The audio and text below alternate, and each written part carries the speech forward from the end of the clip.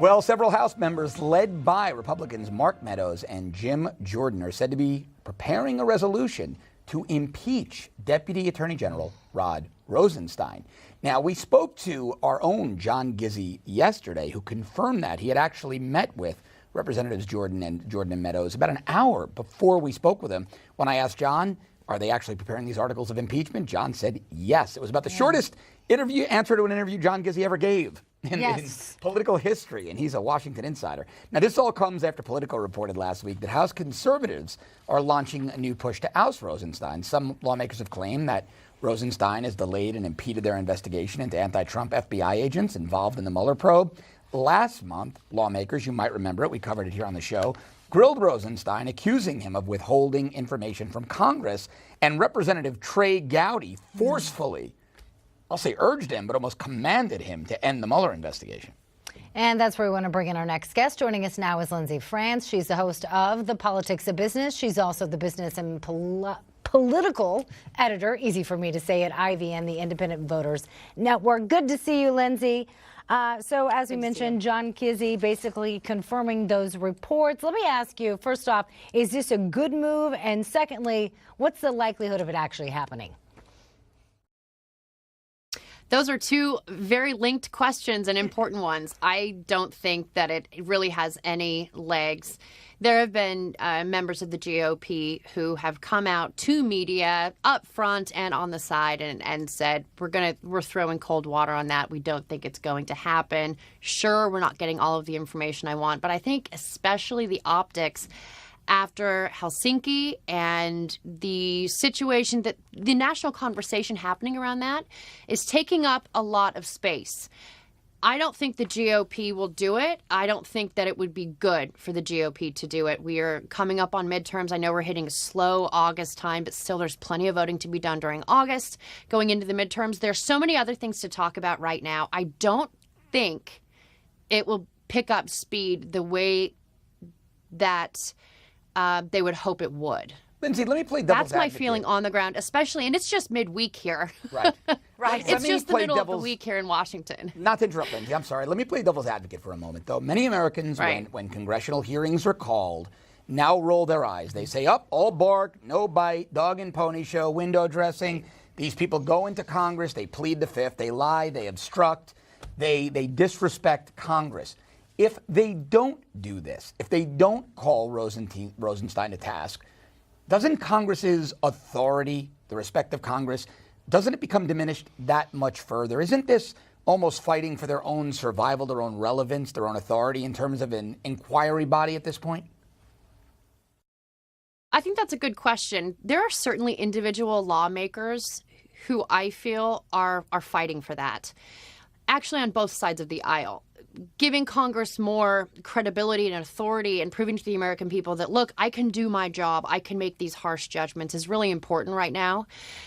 It's important that we respect those institutions. However, I feel that this case right now, Mueller coming out with saying that they've got protection for new witnesses and that there's these protections for people who are talking about the case and all of this new information people are trying to scramble and analyze this week. I think it undermines that. I think it really undermines the effort. And I think there are there's a lot of inside ball being played to block that. Okay. I would love to see something like that play out in an earnest way.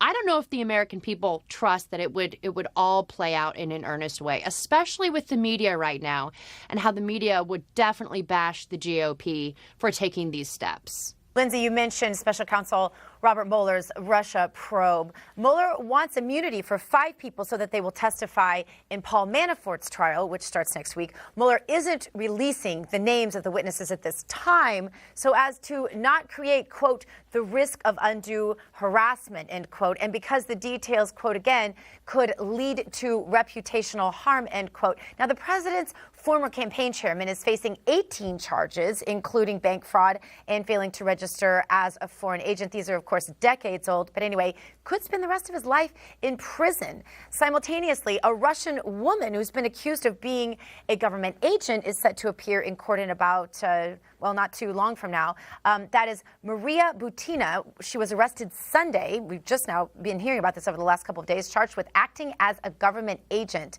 And this charge carries a maximum penalty of 10 years in prison. She's accused of operating at the direction of a high-level official of the Russian Central Bank. So just wondering, she's not been charged with espionage or being a member of Russian intelligence service. What do you make of this, and do you think these are some of the people that Mueller is talking about? It very well could be.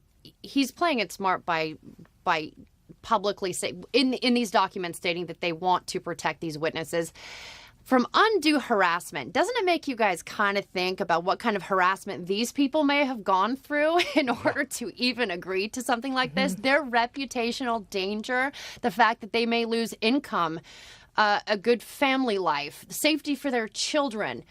This is all a very real danger for them. And the FBI, as we all know, is well known for ruining your life and shaking your hand and walking away. So I am very worried for these people. I have no idea who they are. So smart on his part to say it publicly, but I don't think that they're safe. So this is coming out, and then we've got Maria Butina's, the accusations against her. Something really struck me there with that, and it was this.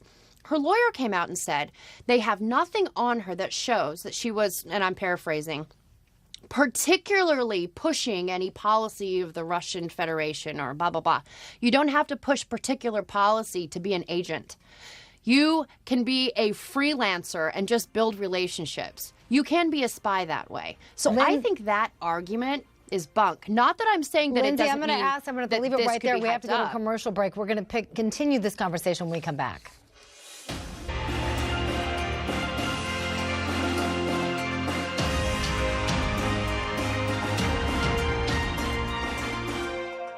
And welcome back to America Talks Live. Joining us once again is Lindsay France. Thank you for standing by. My apologies that we had to go to a commercial break, and I didn't want to cut you off in the middle of thought there. You were answering Gina's question there, and you and I want to clarify that the Maria Butina case is a DOJ case, not a Mueller case. It's still involving a Russian, so it's a little bit confusing, but we need to clarify, and I wanted to let you finish your statement there. Well, to go with what you're saying, in the media, a lot of times it gets muddled. So people will talk about the Mueller investigation, the DOJ, and all of this. So it's different. The news is coming out at the same time, and who knows, it could be complementary cases that they're working out together. Who really knows? What I'm saying is that, people can look at this and at Maria Butina and say, oh, it's nothing. But really, you have to look at the case of people who engage in espionage. It's a freelance project. These people come and may make relationships. If you can prove that with communications, then so be it. And if that's what the federal government is saying they've got, there's tons of them here. We've got tons of them there. It's all over the place. So it can be a tit-for-tat situation, but I'm sure there's a trove of others just like her. I'm trying to curry favor on both sides of the aisle. It's just terrible foreign policy that is reality. And again, you're referring to Maria Butina. We don't want to shift gears a little bit. President Trump saying now that he may order the FBI to examine a DNC server that was allegedly, as we all know, allegedly hacked by the Russians. Here's what the president had to say. The server was never taken by the FBI. They went in there and Podesta or somebody threw him out of the office. They said, get out of here. And yet they go after other people like there's no tomorrow. So President Trump also commented on the IG report about the FBI's conduct during the Clinton email probe during the election, calling it, quote, unbelievable. Yeah. Lindsay, this is something that Republicans, especially people on the right, have wanted for a really long time, saying, okay, so if you believe the Russians did this, why don't you turn over the server? Yet, time and time again, but let me add something. Here's the problem. Refused to do so. The evidence is contaminated, Lindsay. The evidence is going to be contaminated now. A private entity had the server. We don't know what the chain of custody was. It hasn't been in the custody of a law enforcement agency. True. So what now, Lindsay? We don't have any proof that the server was hacked except the word of CrowdStrike, a third-party firm funded by, their venture capital came from Hillary ally Tim Geithner, her former co-chair on CIFIS when she approved Uranium One, and Eric Schmidt from Google, who was Hillary campaign staff. Lindsay, doesn't this entire thing quite frankly, just stink. You know what it reminds me of? It reminds me of a buried treasure chest, right? Here's Yes. our server. For some of us, it's a buried treasure chest. And as time goes on, it's under more and more soil. And as time has gone on, what is it? 2 years now? Yeah, Since yeah. the summer of 2016? It's piled so much, we've got to dig deeper. And by the time we get down there, as you say, it's not the same. It's all been switched around. Whatever has been done Well, to the judge will it's throw it not out. what The it evidence has been originally was. contaminated. Yeah. It's terrible. Right.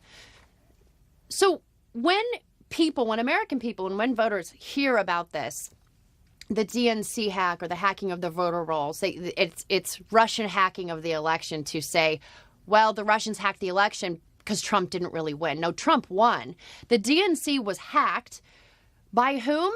Well, we don't know because we can't see what was in the servers, and we're trusting intelligence organizations that are telling us stuff that we don't feel we can trust.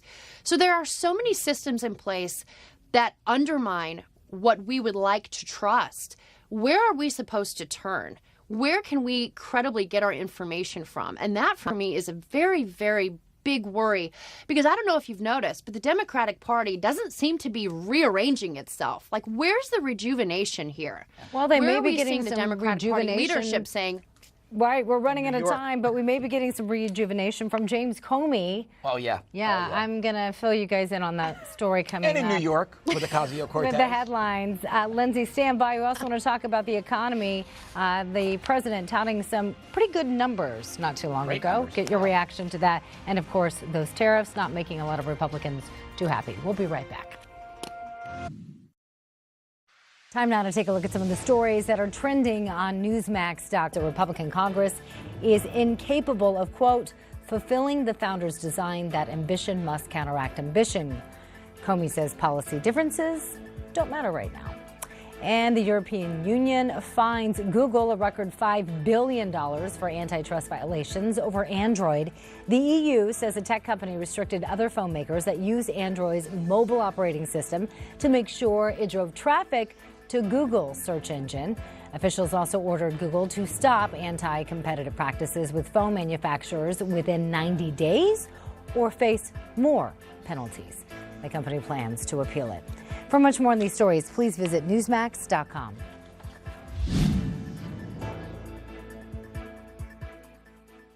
President Trump wrapped up his cabinet meeting a short time ago, which we brought you live. Now, the president touted his economic performance. At home, our economy is thriving and booming like I would say never before. People are looking and they're trying to find times, and there's never been a time like this. We've created more than 3.6 million jobs since the election. We are in the longest positive job growth streak in history, in the history of our country, or at least on record. Unemployment has fallen for every demographic group, every single group. Joining us once again, Lindsay France, the host of Politics of Business. Thank you for sticking around. Sorry, those commercial breaks just sneak up right on you. Yep. It's like a cliffhanger, though. We It just is. like to Yes, they do. keep the audience in suspense. So, again, the president kind of having this impromptu cabinet meeting today, taking the politics aside, the purpose of this. What did you think of the president touting those economic numbers? Do you agree with those assessments? I don't feel that he is wrong in touting his successes with this economy. Economically, he's achieved more in a year and a half than, Reagan and Bush. It's unbelievable how well the economy is doing. And I think that it's going to go from strength to strength for quite a while. I think that the sentiment around what this president can do for the economy is very high, despite how people feel about the trade deficits. And he speaks with a lot of bluster and stuff like that. It's very off-putting for some people, but I look at it and I admit that his assessment of it is correct. Do you Lindsay, think that we I'm could? sorry. Do you Lindsay, think that we could? I'm sorry. Do you think, though, regarding what you were just saying, do you think we could see another round of tax cuts before the midterms? No. If you hear about one, call me anytime, day or night. I would love to hear that news. No, I don't think so. I think the plate is full and the deck is stacked. I really don't think so. But that's the one part where I'm like, nah, but the assessment of the health of the economy, I definitely agree with. Lindsay, let me ask you a quick question. Did you think it was appropriate that Ivanka Trump spoke on behalf of cabinet secretaries in that presser when they were sitting at the table? I thought the optic was very weird. Want to get your opinion of that? I don't feel that I want to say employing your children in these situations or inserting them as your representative or putting them on par with the cabinet, it's not okay. It not only looks bad, it just kind of reeks. Nothing against her personally. I don't know the woman, but I don't feel it's appropriate for a president and his family to inject themselves into the White House as we've seen. It doesn't do anything good for the stature of the presidency and what the American people really want to see. It reeks of nepotism. I want to go back to the other round of tax cuts that Gina mentioned. So you don't think it's going to happen, and you asked for us to call you if it does in fact happen. So I promise we'll do that. But the reason why Dr. Gina brought that up is the chairman of the House Ways and Means Committee, Kevin Brady, says that could happen. Brady and other Republican representatives, they met with the president yesterday and said that the committee will vote on a second tax bill this September, in fact. So good news? You happy about this? Well, sure. I tend to be a fiscal conservative. I'm a tad bit libertarian. So, of course, give me back my money. Do I think it could actually happen? Not really. But stranger things have happened in this country. So possibly, I think the American people would certainly like it. Maybe a bit caught off guard given everything that's already going on and the midterms. It would be interesting, though, I think, to see who would come out of the woodwork even and support it or suddenly be against it based on who's running for office again, who they're supporting. I think this sort of chess match right now is very interesting to watch. I really don't actually think that it would happen. Conversations with President Trump can be maybes, but they can also be no's within 4 hours. So you never know. Okay, well, something that is kind of a definite, tariffs. So Utah Senator Orrin Hatch says that he will threaten President Trump's authority on tariffs. He certainly did. Maybe that's a maybe, but we'll see. Hatch says he's discussing legislative options with his colleagues, both on and off the Senate Finance Committee, to do just that. Many Republicans, as you know, Lindsay, have criticized the president's decision to impose these tariffs, including Tennessee Senator Bob Corker, although he's always been pretty critical of the president. Corker tweeted this: "It is time for Congress to step up and take back our authorities." Senator Hatch says he believes the president needs to address unfair trade practices. Now, this is something that everybody keeps talking about, right? Everyone agrees. They do, but I think the question here is... But then when it comes to these tariffs and then some of the businesses here being hit hard, then they're like, well, I'm not sure if this is the best way. So a couple things. If this isn't the best way to do it, then what is? And is this a violation of the separation of powers? Is this Congress's job? Right. That's Right. Well, as you pointed out, you can't win with Bob Corker. Yeah. Orrin Hatch is bringing this up and basically saying what a lot of people are thinking. He had the guts to actually come out and say it. And he's probably had his ear turned heavily by industry, who is saying, please, we need your help. This is how many jobs we're going to lose. They roll out their respective numbers, and there you go. So the Trade Expansion Act, the Section 232, where they roll out this ability of the president to make these decisions because of national security on things like steel and what we make tanks out of and different materials like that. It worries me if it becomes the responsibility of Congress because of the special interests involved. If we need a tough decision made, I sometimes, depending on that decision, am leery of handing it to Congress because I don't trust Congress often. But do you think I don't feel that they really represent our interests all the time. So I understand what people are saying about the fear of this trade war. Mm-hmm. But I think it may turn out to be worse than the bark is worse than its bite in this case, I think. But good move, good political move on his part, I must say.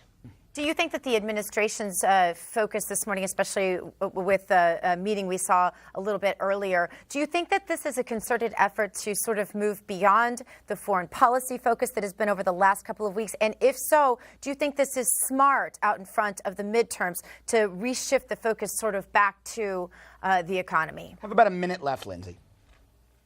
Right. So with the deflecting or the pivot was probably fairly smart, because they deplaned from Air Force One, came in. He did a really awkward backpedal, not well received.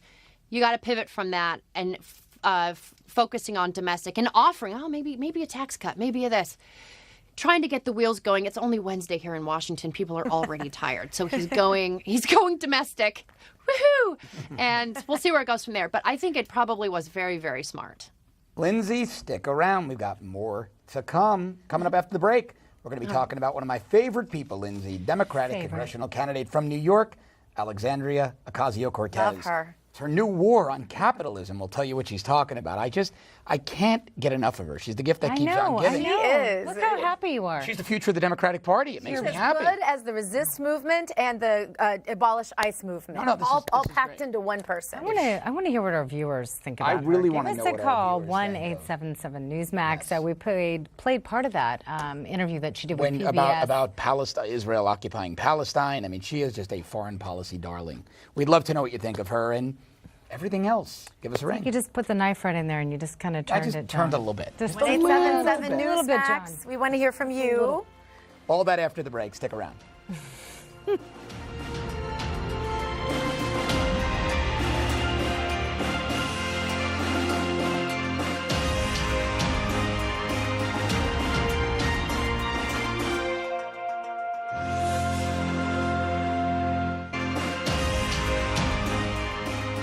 Well, the future of the Democratic Party is at it again. Alexandria Ocasio-Cortez, Democratic nominee from New York's 14th congressional district, claims capitalism as we know it won't always exist. Let's listen to Alexandria.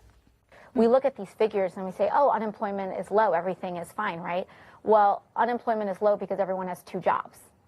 Unemployment is low because people are working 60, 70, 80 hours a week and can barely feed their kids.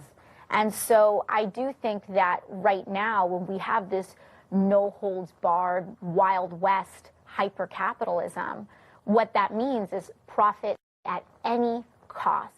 Capitalism has not always existed in the world, and it will not always exist in the world. You know, I didn't think she could top her statements on Israel and Palestine. Lindsay outdone herself. Lindsay's still with us. Lindsay, did you think, Alexandria, I love that Lindsay's laughing about this, did you think she could top her previous statements on foreign policy? But here she was saying, hold my latte. Wow. I completely agree with you. I absolutely didn't think she could top it. And, I mean, okay, capitalism won't always, well, Rome didn't always exist either. The dinosaurs didn't either. But she's talking about what in the next 5 years, the end of the fiscal year. I mean, that's the way we're thinking. The existentialism here just is mind-boggling. Clearly out of touch. And unfortunately, I did hear one man in the media say, that poor girl. And that's unfortunate. Because they wouldn't say that about a 28-year-old man who was sticking his foot in his mouth. That's right. That's illuminating for me. But what she's doing is she's coming on as this newbie, this carry-on of Bernie Sanders, and she's not understanding that she's running also as a Democrat. And her borough is it's a borough. It's the 14th of New York. Yeah. Socialist Democrat, okay, that is not representative of Democrats across the nation, and that is not going to win. Well, Lindsay, I agree with you. We've got about, 45 seconds left. Tom Perez calls her the future of the party, and now there's a Newsweek article where she's calling for the occupation of airports and of ICE offices. Is this going to resonate with the Democratic Party, or is there going to be fragmentation in the Democratic Party finally? Hillary and Bernie started it. Is this the tipping point?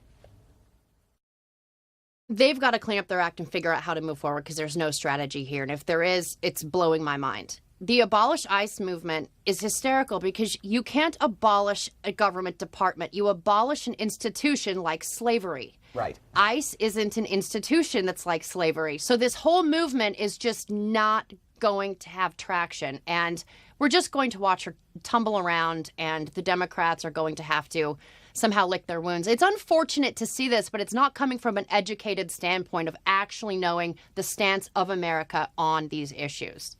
Lindsay France, as always, an absolute pleasure. Thanks for being with us. Thanks, guys.